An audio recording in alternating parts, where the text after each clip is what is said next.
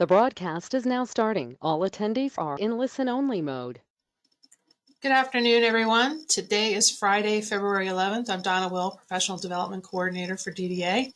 We welcome you to the ARPA non-competitive grant rollout for providers. On the panel today, we have Bernie Simons, Deputy Secretary for DDA, Robert White, Director of Administrative Services, and Quanha Stamp from GrantVantage. Before we begin, I'd like to go over a few things about the webinar. All persons are in listen-only mode. There are two options to hear the webinar by computer and phone. If you look at the panel interface on your right, labeled audio, you can click either computer or phone to switch for the best option. There is one handout for the webinar, which can be uploaded from the handout section, or if you're listening by phone, you can request that they be emailed. We are recording the webinar and we may be posting it on YouTube. Okay, questions can be typed in the question or chat box in the webinar panel, and we will get to those towards the end of the presentation. So now I'd like to introduce Deputy Secretary Bernie Simons. Good afternoon. Good afternoon, and I want to welcome everybody who is attending this webinar. This is really great. We've got approximately, if I look at this, about 215 people who are on this webinar. So I want to thank you for being here to learn about the grant opportunities that are upcoming for the DD community providers and not-for-profit community organizations. We MDH, and we work a lot with Medicaid, and obviously that's the applications go through Medicaid to the feds, and we work with them closely. And MDH is pleased to be able to provide $60 million in grants to the DD community, providers, not-for-profits, etc. And so you can use this for issues that you've identified in the past, like critical workforce shortages, resources to build and strengthen infrastructures, development of business models, knowing that we're transitioning from PCIS2 to LTSS and a fee-for-service model. So this money hopefully will enhance the independence and inclusive opportunities that all providers should be able to experience. So next slide. So there's two rounds of grants being made available through the American Rescue Plan Act of 2021, and we always call it ARPA for short, because we love to have just some type of initials or whatever.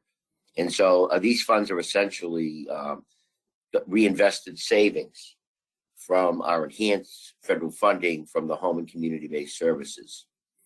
And so the department's requested and recently received approval from CMS, Center for Medicare and Medicaid Services, to initiate the spending of these services through rate increases in identified grants. And some of you may recall that we already did the rate increases.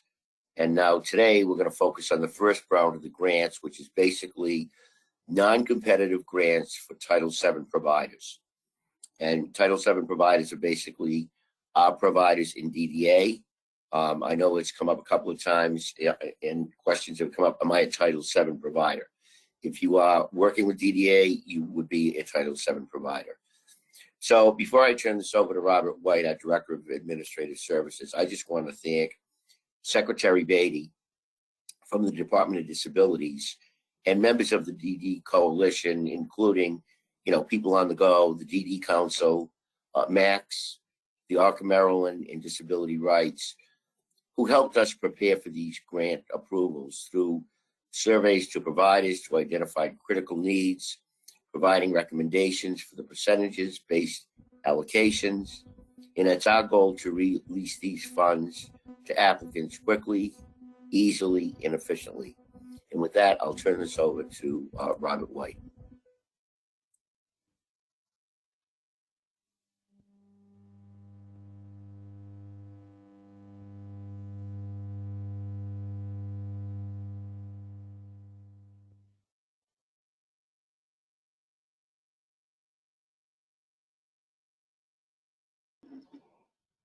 Hey, Robert, we cannot hear you.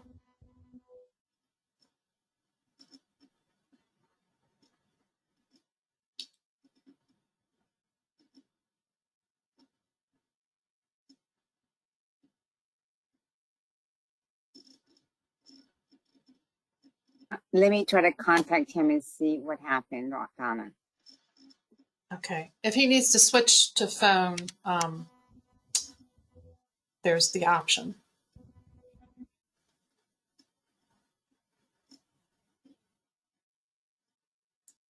Can you hear me now? Yes, we can. Okay, great. Sorry about that.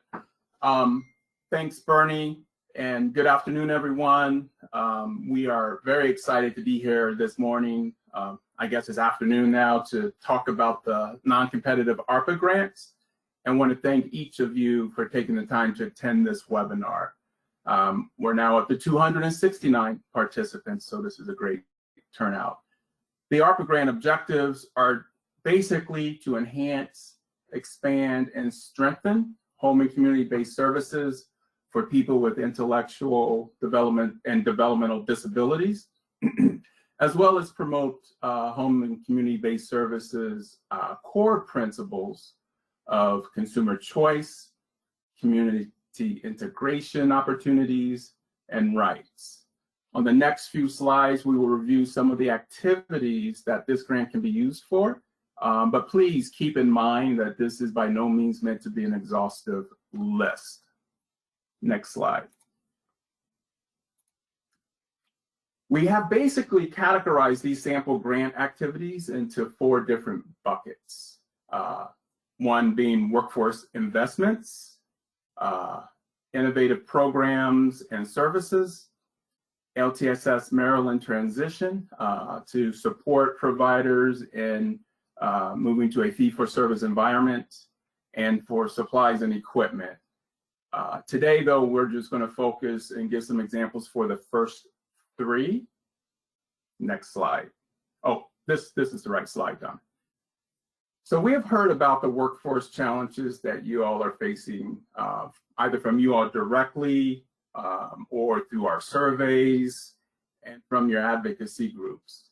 So providing grants for workforce investments will allow you to conduct activities to recruit and retain direct support professionals by providing the means to increase wages, offer retention bonuses, enhance benefits and wellness programs, create career ladders for staff, explore different recruitment and marketing strategies, as well as incentives, and invest in staff training, continuing education, and certification, as well as mentoring. Next slide.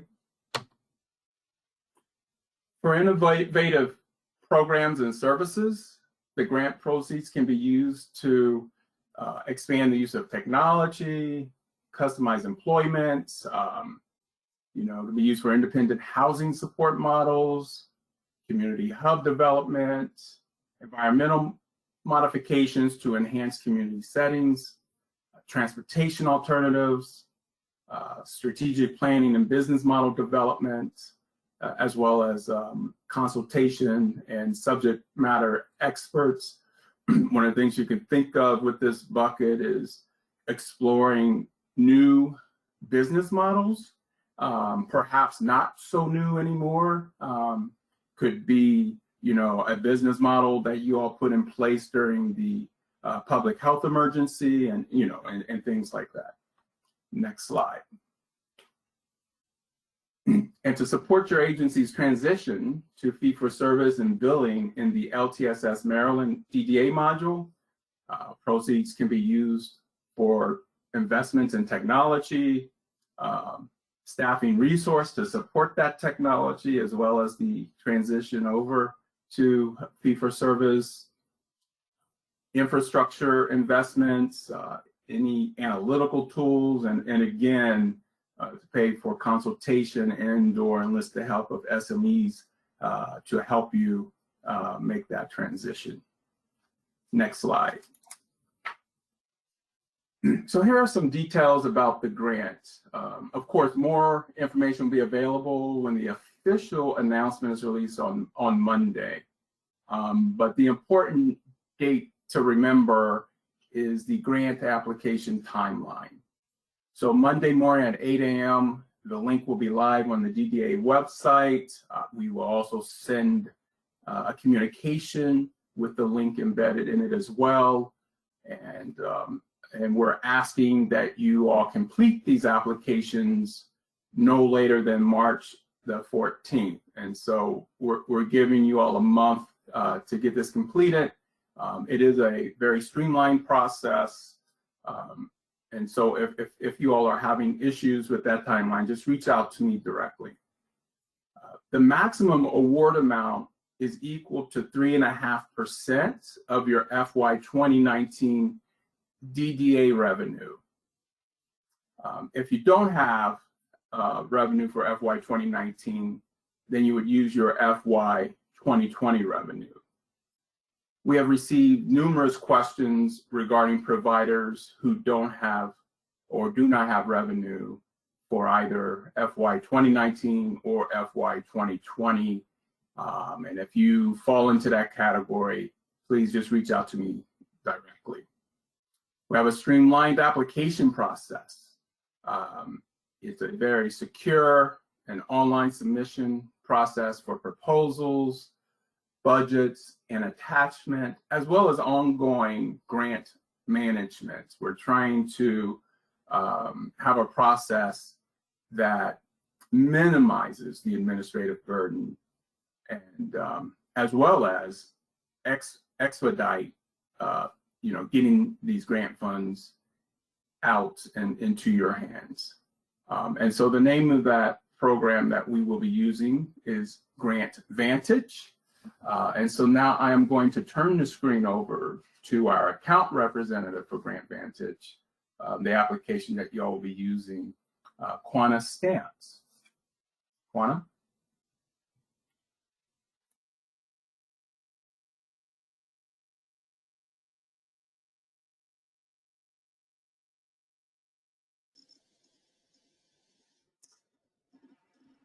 Quanha, this is Donna. I just wanted to let you know I gave you presenter capability, but your mic is muted.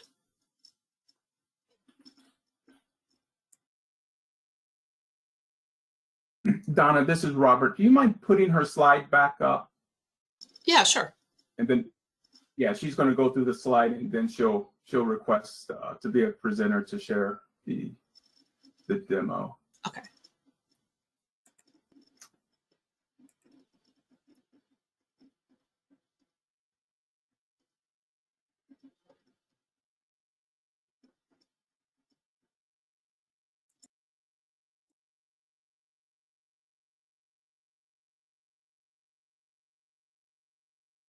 Quanha, if you are speaking, you may still be muted.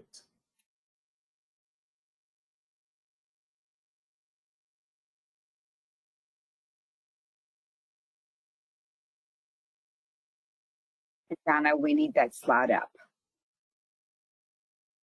Oh, just a second. She says she's muted by organizer. Hold on.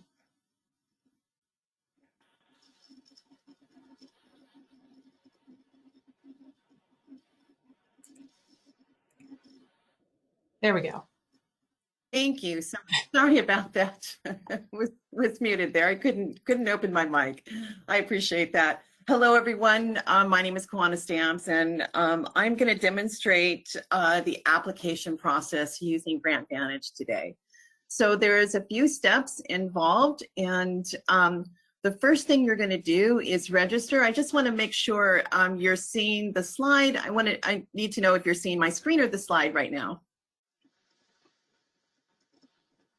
We are seeing the slide.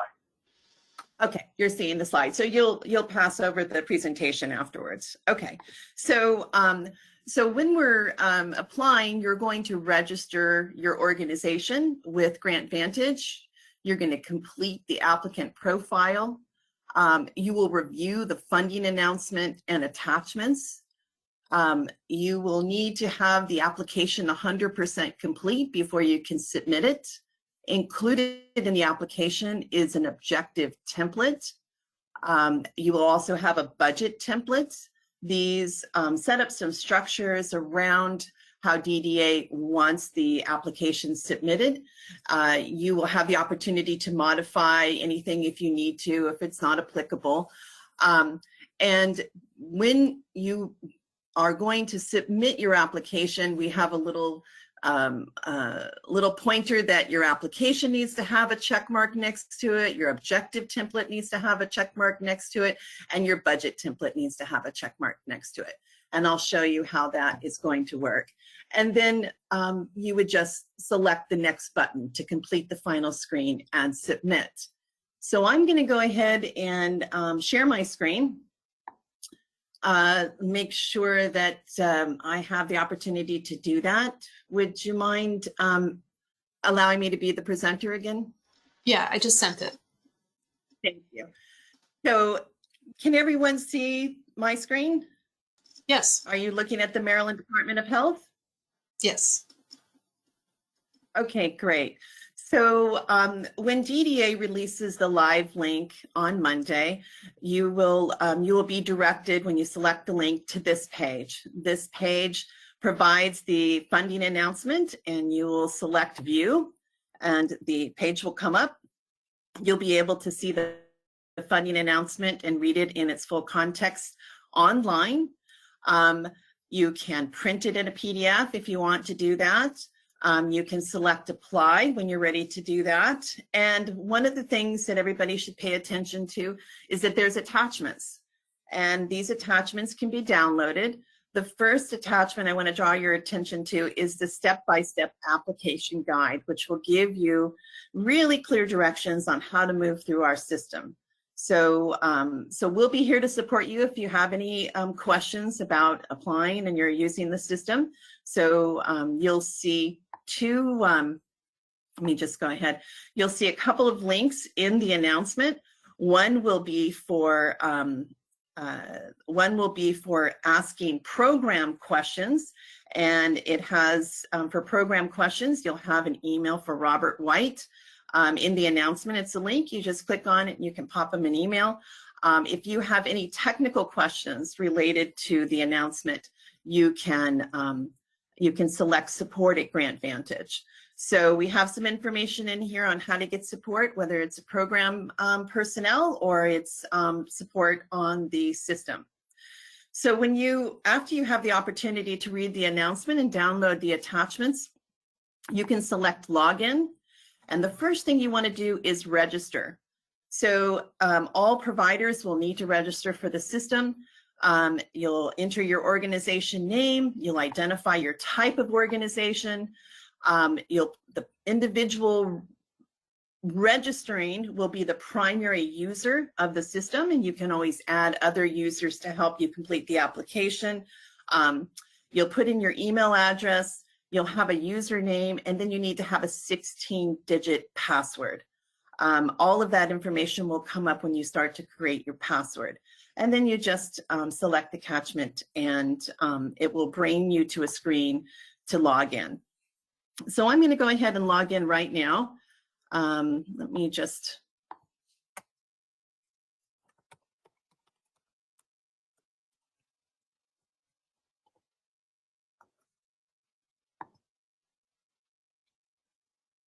So I've already pre-staged an applicant and an applicant profile. So this is my applicant profile, and this is what yours will look like. As soon as you log in, you'll have access to the announcement again, so you can again view the announcement, download the attachments. You need to complete your applicant profile before you can move on. So you want to complete the applicant profile page. Everything in the applicant profile page, your organization information, your address, the users, the contacts, and then you need to upload your documents that you're going to be using throughout the process. The funding announcement does indicate what documents you're going to be using, and they all need to be preloaded into the system before you can submit them during the application process.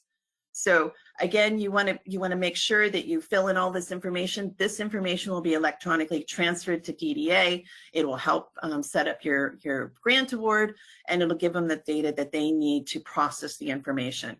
So again, your organization information, your address. If you want to add users to assist you in completing the application, you can do that. Folks, it will not be that you're just going to identify maybe as a program person. You will have to put certain positions, like your primary contact, who to contact for the proposal, you'll want to add their contact information. You just say new. You just say new and go ahead and click it and add their information. So really easy to navigate through. Again, the documents, you'll definitely need to upload the documents. You can always come back to your applicant profile if you forget to upload the documents. Okay, so we're going to go back to the funding announcement. We're going to say view, and I'm going to say apply. The moment you say apply, you'll have a screen that comes up and asks you to put in your project name. And then this button will say apply. Since I've pre-staged everything, it's going to ask me to resume. So I'm going to go ahead and resume. It's letting me know that I am selecting that application. And this little button right here in the right-hand corner allows you to expand the screen to take a look at everything. So when you open the announcement, you'll see that all three of these have a X in them, which means that they haven't been completed. And as you move through the system, your increase in this percentage complete will increase as you answer questions, and also you'll have the opportunity to see the documents that you uploaded. So as you upload documents, this number will change. As you answer questions, this number will change. And you'll notice that we have three sections, three categories of questions here. Applicant organization information. You'll see that there is program information that we're asking for. And then documents and forms will be loaded last. So I'm going to go back to the first section. So here is the question. This is the title of the question. Here is the question. And depending on what the question is, you'll just answer it. If you need instructions and you're unsure of what the question means, you can always see show instructions. So every question has instructions to help you answer the question. If I move through the system and I notice that I'm 93% complete, and I'm thinking, what didn't I answer? I need to go back and figure out what I didn't answer. You can select this pancake stack here, and you can scroll through and find the question you didn't answer. So this one is, I didn't upload my IRS 501c3 determination letter. So if I select it, I'm going to go straight to that question, and I'm going to go ahead and upload. And you'll notice that when I selected the upload, it brought me to the documents that I have in my profile. And I'm just going to go ahead and save that. And the number increased from 5 to 6. It's been saved. You had a little indicator here, and then you just want to go ahead and save. And now my application is 100% complete. So there is, we recommend you select save. There is auto save in several areas. You can select next to move through the questions. You'll notice that when the application became 100% complete, I received a check mark up here under applications. So after you finish the application, and actually you don't need to finish the application, you can work on the objective template and the budget template at the same time. So you can work on all of these at once if you have different people assisting you. So we're going to look at the objective template. And DDA has gone ahead and already preset what the goal of the program is. And they've identified what some of the structured objectives would be: transition, workforce investment, supplies and equipment, innovative programs and services, just like Robert mentioned earlier. You have the when you're filling out the objective template, what we're looking for is for you to complete the performance measures. So you'll need to enter performance measures under the objectives. You want to say add performance measure, and you can complete that. Everything with a red asterisk is a required field. So, so my understanding, it's going to start from April 1, 2021 to March 30th, 2024. So those are the dates you would be using here. And of course, when I select manager, it's going to bring up the names of the individuals that are under my contacts in my profile. So again, this is why you would use the contacts. And if you don't know who's going to be the manager for a particular performance measure or an objective, you would just select to be determined. Okay. Again, if it doesn't have a red asterisk, you don't need to complete it. So you have different types of measures in the system. You have, you can use numbers. So I have a measure type right here, number, currency, milestone, narrative, percentage increase. So you have lots of different options on how to select your performance measure. If you need directions on how to complete the objective grid and how to add performance measures and activities, right? So activities are the same thing. You have the opportunity to scroll back up and see instructions. So we have instructions on how to complete the objective template. All right, and once you've completed the template, you would just say save. It needs to say save in order for you to receive the green check mark. You can always return it to draft and work on it, save it and work on it. It's perfectly fine. But again, you go ahead and save it, you're going to get a green check mark. So you can always go back and forth and refine everything that you want to refine, and then make sure that it says save, and you have a green check mark in order to submit. So now we're going to look at the budget template. The budget template has already been provided. So, so DDA has given you some examples of budget items. They've provided the primary category here and then these subcategories. You'll notice that I have these little feature here. You can always add a new subcategory if you need to. So you just want to click on the plus button, and then you can move to new subcategory and add one. So you can always add to this if you need to. If you want to create a new primary category, it's permitted. So you would just add the category and then say save, and it will bring in that new category. And then you can enter the information here. Again, we have instructions on how to complete the budget. So you'll have real clear instructions on how to complete the budget. There is 2-year budgets, so you will need to enter information into both. The format's the same on each one, so you'll have to complete both. And as you're entering information, you can enter the values in the direct column, but you'll notice that we have these little calculators over here. And basically what they're asking you to do is they would like you to complete a budget narrative. So for each value that you put in the direct column for funding that you're applying for, you're going to add the budget narrative here. So I've already done that, and you'll know if you've added all the budget narratives. You can just scroll down. Your budget justification is down here. Everything that you've added for a particular budget category will appear down here. So these are the categories I requested funds for, so I've completed the narratives related to those. Okay, after I'm done with year 1, I'm going to go ahead and just move over to year 2.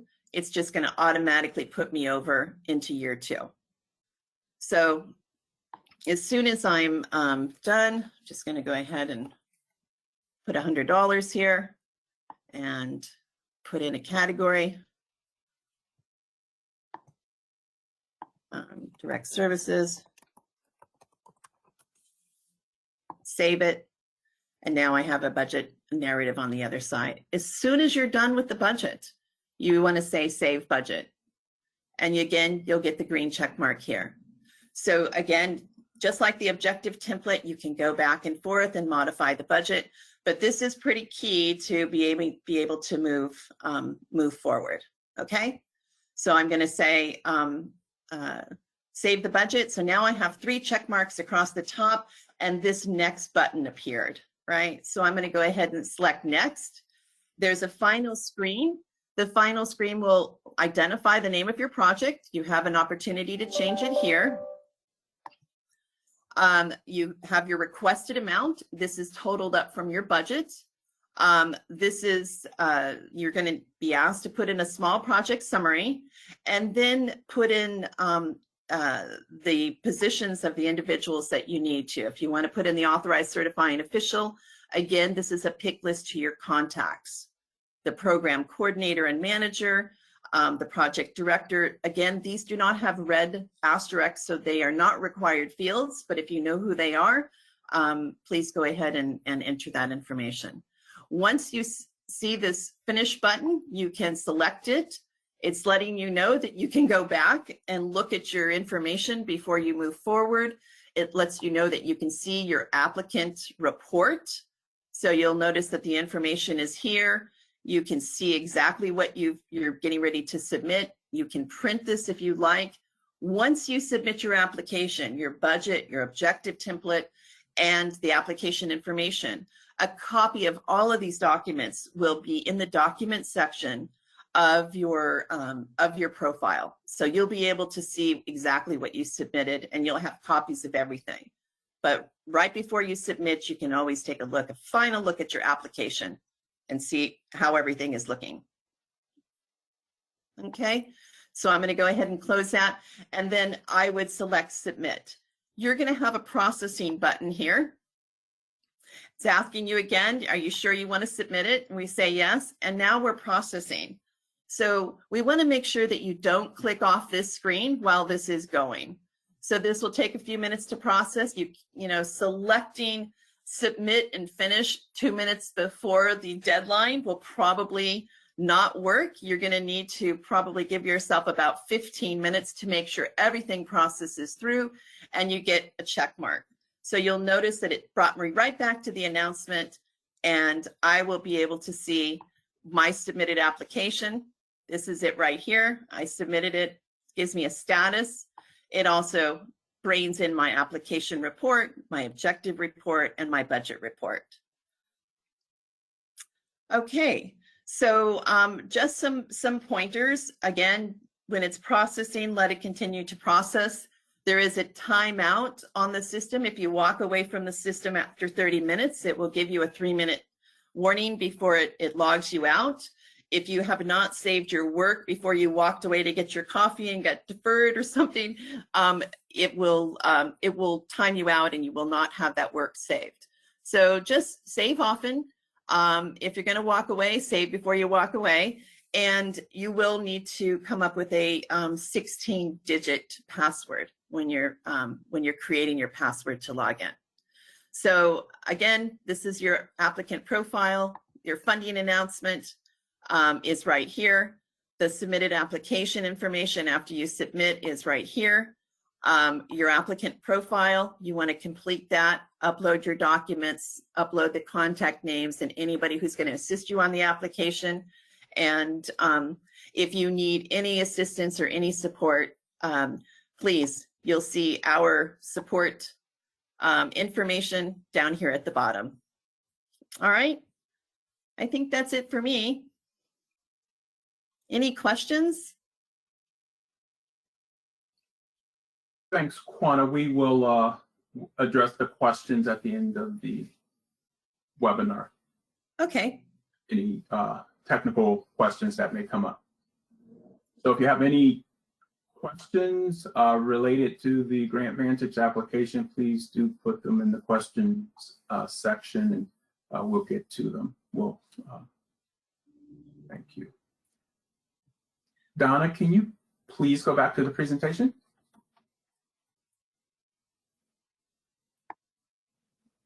And then next slide.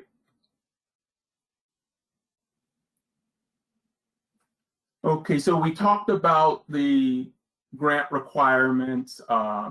We touched on it in early on during the webinar. We touched on the documents that will need to be uploaded. In addition to those documents, along with your application, we're asking that you submit your first invoice for 50% of the requested amount. Next slide. So here are some key dates. We talked about, rolling the announcement out this coming Monday, February 14th. The deadline will be 1 month later, March 14th. And then on April 1st, we'll start issuing the grant award letters. In the interim, we will be working on 2 additional webinars just to answer additional questions, perhaps provide additional training on the application, and so forth. And so be on the lookout for those dates. Next slide. So these are some of the frequently asked questions that we have been receiving.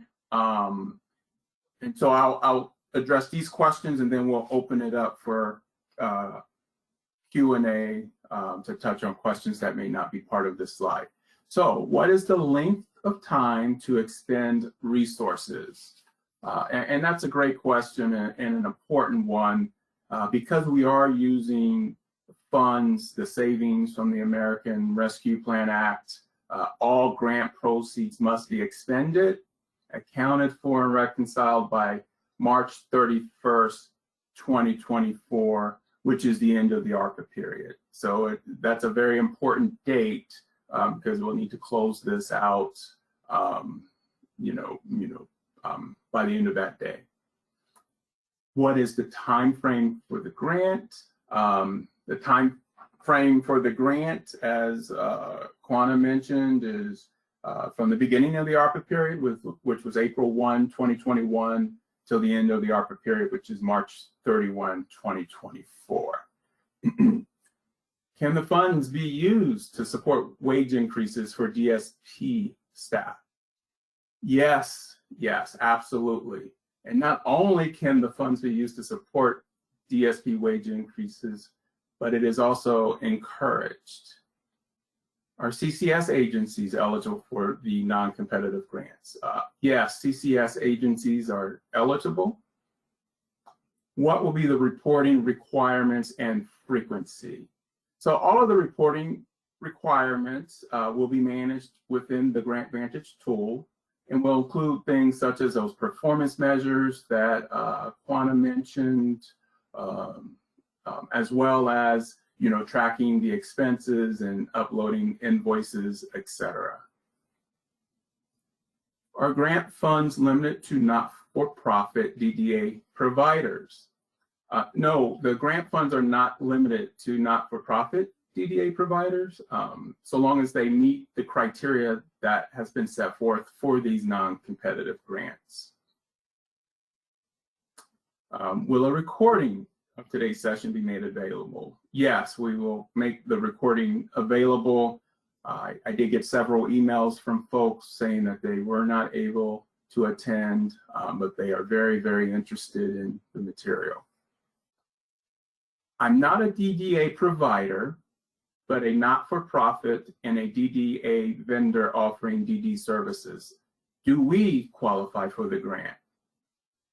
Though you would not qualify for the non-competitive grants, your organization, however, may qualify for the competitive grants. And more information on that, the competitive grants is forthcoming. Okay, now we're ready to take some questions from the group. We will direct any questions related to the GrantVantage application to Quanha. I'm going to turn it over to Patricia Sestoki, our Director of Programs, who will help facilitate the Q&A session. Thank you, Robert. So I'm going to start with Quanha's questions, and then I'll flip back and forth with Robert's questions.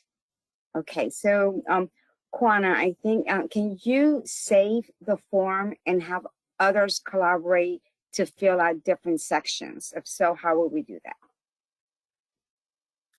Yes, you can have multiple people working in the applications, one in the template, one in the objective template, one in the budget template. If you're collaborating on a single question, only one person should be in charge of the screen and saving. You cannot have two people logged in at the same time on different computers on the same question writing. Right, it will save only one. So if person A is writing information and person B saves their information, person A's information will disappear. This is not a Google Sheet or a collaborative. You need to have a single person answering a single question at any time. If you want to collaborate with folks, I recommend that you share your screen and you talk through the answer rather than have you both logged into the same question at the same time. Does that make sense? Great, yes, thank you. Could we get the name or an email address of someone that could be of help to advise if we run into problems completing this application?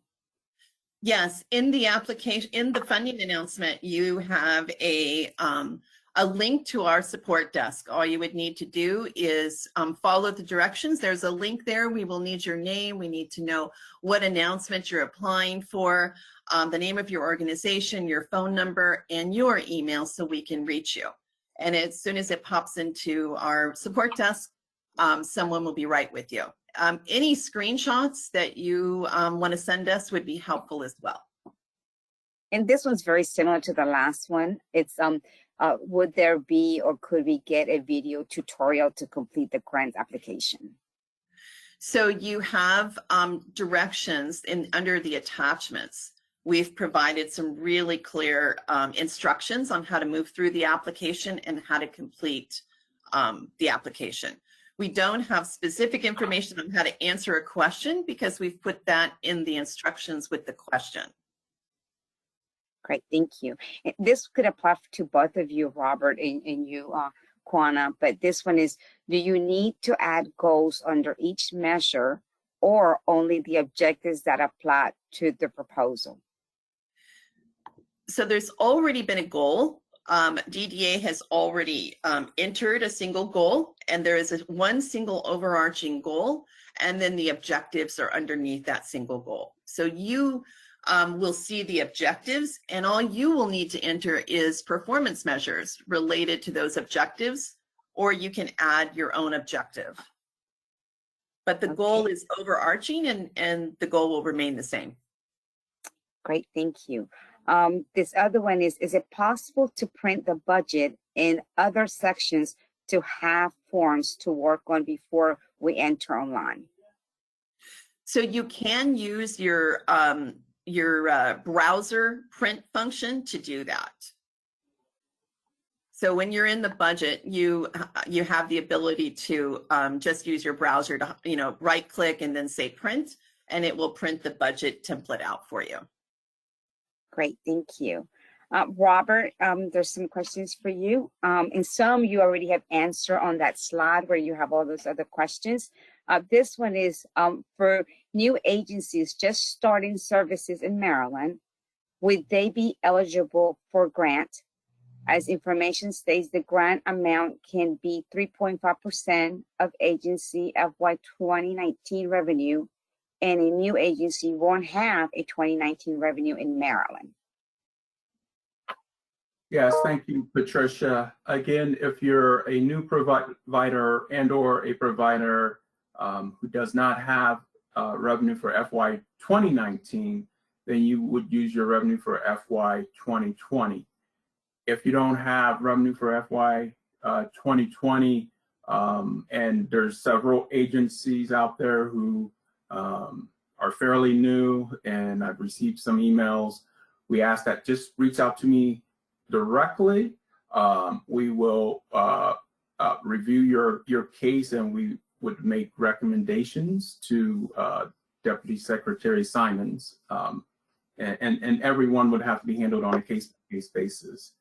We do understand that some of you have already started investing in your infrastructure and paying rent for residential homes and things like that. So I think we're going to have to look at that on a case-by-case basis. Great. The next one has, thank you so much for the grants. They will make a tremendous difference. Are we able to use the grant funds for new hires that we made specifically to manage the LTSS billing process for LTSS related software creations, or for software to facilitate remote or virtual services? The answer to that question is yes. And then the other one, when you were going over the list of activities, one of the persons wanted to know, are this list a non-exclusive ideas, right? Right, yeah, the list we went over were just some sample uses of the funds, not meant to be an exhaustive list. However, if you all are applying for funding and it's for, you know, something that doesn't fall within the guardrails that CMS has put in place, then there may be a delay because we would want to be certain that it's an appropriate use of the funds, and would need to confer with our Medicaid, not just our Medicaid counterparts within MDH, but also with CMS directly. Yeah. This is a two-part question, Robert. The first one is this for the competitive or non-competitive grant? And then the next one is, if for non-competitive, is the wording most nonprofits will receive 3.5% for FY 2019 DDA revenue? Yeah, so for this presentation today and everything we're talking about is for the non-competitive grants. Those non-competitive grants are again, as Bernie mentioned, reserved for DDA providers. And so if you fall into that category, then the max award amount will be 3.5% of your FY19 revenue or the applicable years. Like, for example, if you don't have FY19, FY20, for example. Okay, thank you. There's some about, will this recording be sent out to participants after today's discussion? Yeah, we will, you know, do as we usually do with our webinars and make the link available online. And we can shoot to make that happen by the end of the day, but I don't want to commit to that. So let's say by no later than the end of day on Monday. Okay, this one is, if your organization's fiscal year is October through September 30th, do we use our fiscal year or do we use the July to June 30th? We would use the state's fiscal year of July 1 through June 30th. And how long do we have to use these funds? Yeah, thank you. And again, and I want to underscore this: the funds that the award that you receive must be used up by that March 31st, 2024 deadline. If not, then you know if it's already been paid in advance, we'd have to recoup it, and/or you would lose the balance. Okay, and this one is, does grant period begin April 1st, 2021 or April 1st, 2022? I just want to clarify to be sure. Yeah, so let's think of it as some of you may have already started to go down the road of making the necessary investments in anything, you know, or in things like that. So from a if we wanted to say, you know, a retroactive period, it would be back to April 1 of 2021 when the ARPA period started. And so some of you have already made those investments, increased your wages, offered retention and all of that. So as long as you have the documentation to support that and it falls within the dates that we mentioned today, then yes. Thank you, Robert. The next one is workforce investment category reserved solely for direct support?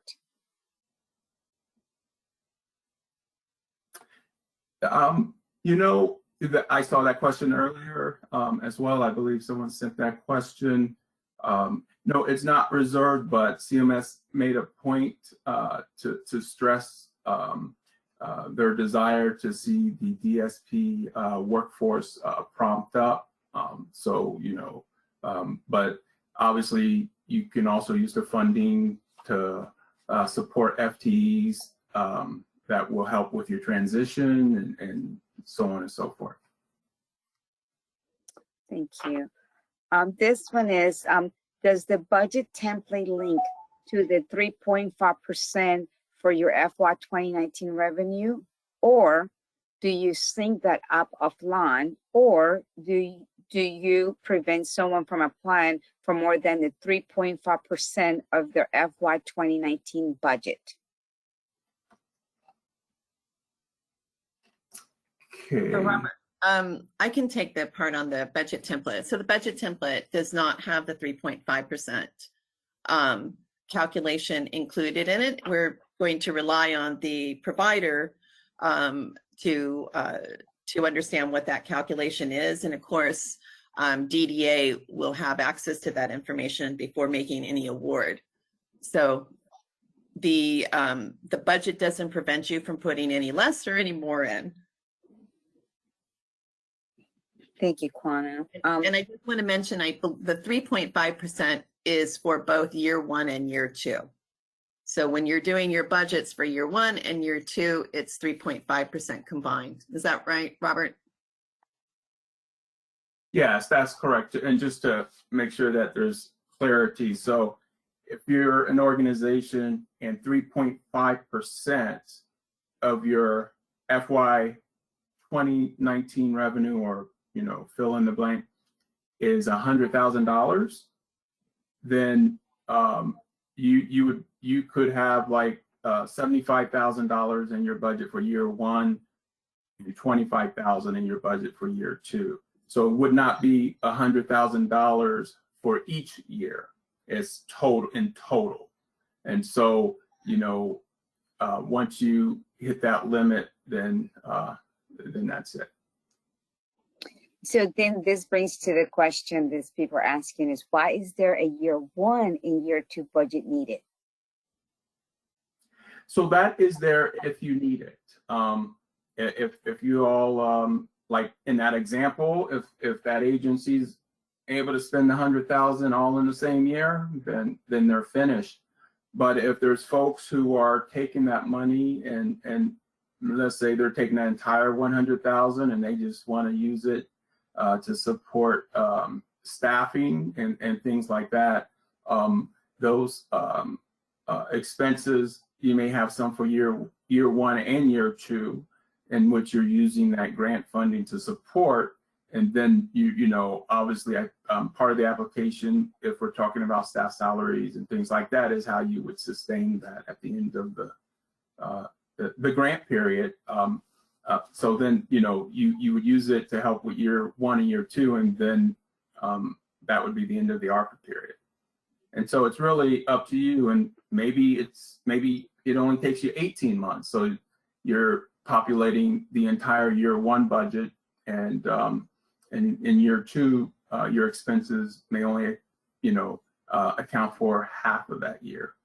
So it's just there to make sure that we have coverage for the entire ARPA period.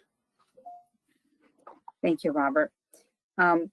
We are a DD provider that was formed as a corporation. Do we qualify? We may need some more information for that. If you can send me an email and reference the fact that you were the agency that asked that question, then we can look on our end just to make sure. It's kind of difficult for us to answer that question without having more information. But I believe, I don't see the question. Are they saying that they are a for-profit? They're a DDA provider. Okay. The next one They is should qualify if they are a DDA provider, a licensed or certified DDA provider. Thank you, Robert. Does this grant have any guardrails related to provision or restrictions? If you're referring to the guardrails that are similar to Appendix K, where if the double dipping, No, there's no guardrails like that. The guardrails are more around the uses of the funds and making sure that it's appropriate, in line with CMS guidelines, and invested into activities that will enhance home and community-based services. Great. Thank you. On this application, just now, it says the grant period ending on March 13 at 3 p.m. But in the key dates on the slide deck, it says March 14, no time indicating.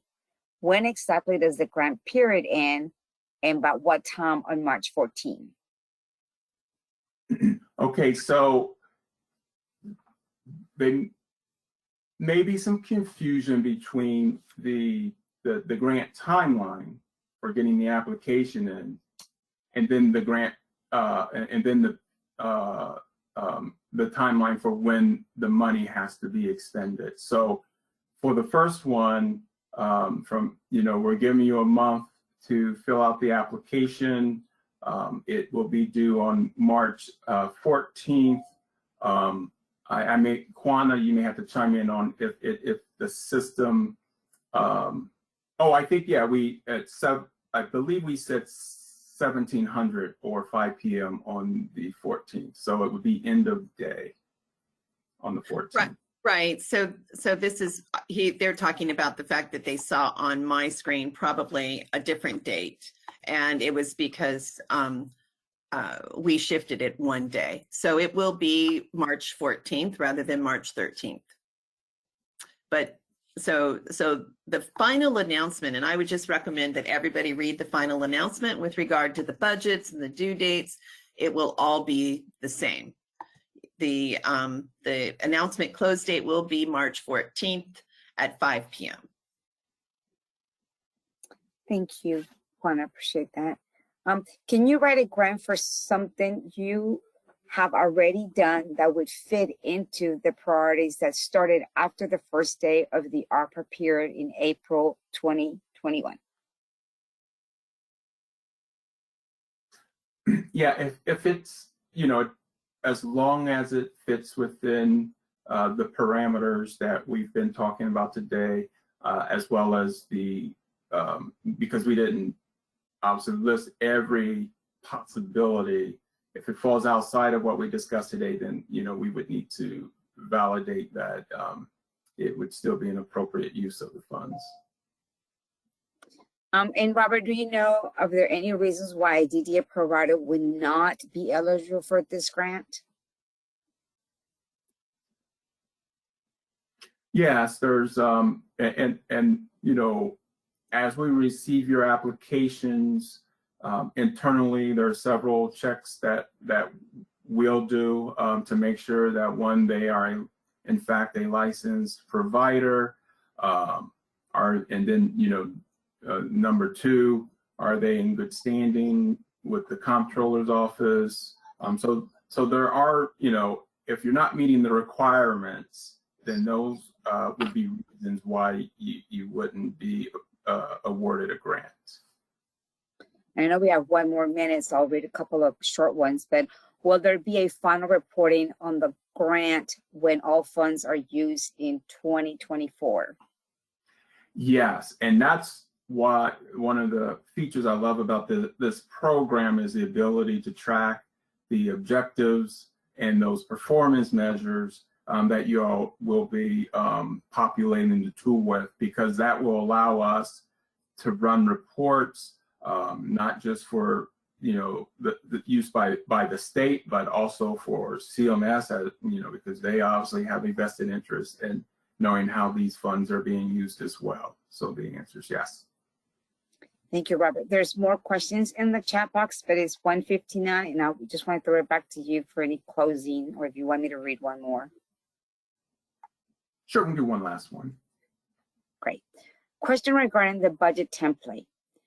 Are the 2 years defined as April 1st, 22 through March 31st, 23, year one, and April 1st, 23 through March 31st, 24, year two?